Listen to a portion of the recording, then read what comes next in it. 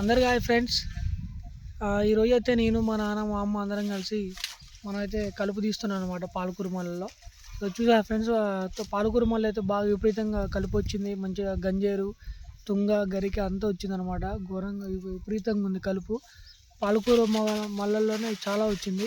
ఇక మిగతా మళ్ళలో అయితే గోంగూర పోసిన, ఆ గోంగూర కూడా పోయింది. అవతల పక్క గంగవాయలు పోస్తే అది పోయింది. ఈ లాస్ట్ ఈ తోటకూరను మనకు పాలకూర మిగిలింది. ఈ పాలకూరలో ఏమో సచ్చిందా కలుపు మొలిచింది అనమాట. రోజు కొద్దిగా నేను మా అమ్మ మా నాన్న తీసుకుంటాను.